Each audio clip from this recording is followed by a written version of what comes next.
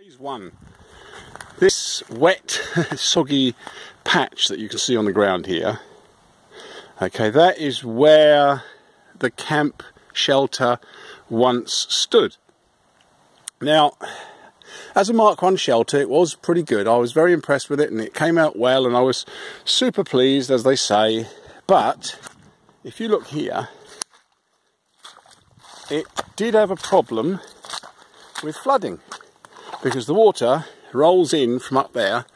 As you can see, the dark line on the ground, follow it down, rolls in, and this is where it would pool. And in the winter, that would freeze into ice, so you had a choice of standing on ice or standing in the soggy stuff. Now in the dry it was absolutely fine, but as you can see, now the snow's melted and the rain came, washed it away the other day, it's gone. So the remnants of Camp Simeon are on that fire. Camp Simeon, well, I suppose it is. It's Camp Simeon, Canada, let's call it that. The camo net is still okay. Okay, it's not green anymore, it's brown, but then again, who cares? That floor covering will live again. That was just a plastic nylon sack thing. And I managed to find some tarp clips, a citronella ring burner thingy, and a couple of old bits and pieces that were from the old camp kitchen. So like I said, I've thrown it on there. It's all too wet to burn now, so I should dispose of that another day. And what I'm considering doing now is up there through the cam net where my hammock used to hang between that tree and these trees. That's all dry. In there is all dry.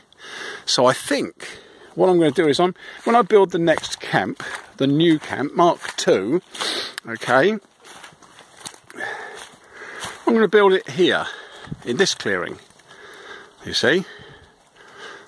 And there's trees there, quite nicely spaced. I can go from that tree to that tree, build a shelter. I may even build a shelter that goes between all 4 trees. So you make a square at the top.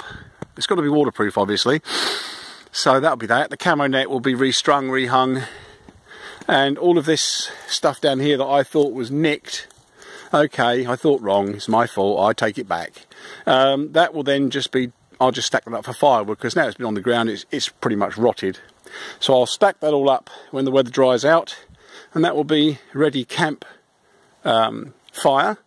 And I will source some new bits and pieces to make the camp. Now luckily on this land I've got lots of these horrible little thin trees that I don't want, you see. They self-seed, they grow everywhere. So what I'm going to do is I'm going to go around, cut down lots and lots and lots and lots of these. You know, I like this one. These little thin things here. You see, they're no good, because all they do is block light from the good trees when they're up. So I shall leave enough out to give me shade and shelter, but I shall cut down the ones I don't want, and they will be the basis for Mark II, Camp de Canada, whatever it's going to be called. You see, and that will be in this space here. Don't worry about the smoke, it's just where I threw everything. I tried to just burn it all away, but obviously it's too wet. But at least it got me motivated to clear the site. So there you are. The snow is gone. I don't like it. So now I'm left with this. It won't take long now. Once the weather starts to dry up in a few weeks, then I shall get back out here. And like I said, this area here, now that you can see it's nice big square there. Look at that, lovely. Well, it's not a square, but you know what I mean. That will now be the Mark II position, because that's still dry, whereas all over there, soggy as a soggy thing. Yeah? Yeah, it all runs downhill to the pond, which also dries up in the summer. So it does like to mess with your brain, this place. Yeah. Oh look, I found my needling mat. There it is, look. Oh well, never mind. Right, there you go then. Just a quick, the crap before the rebuild. So this is what it looks like now. Obviously you don't want to see me clearing stuff up, that's just boring.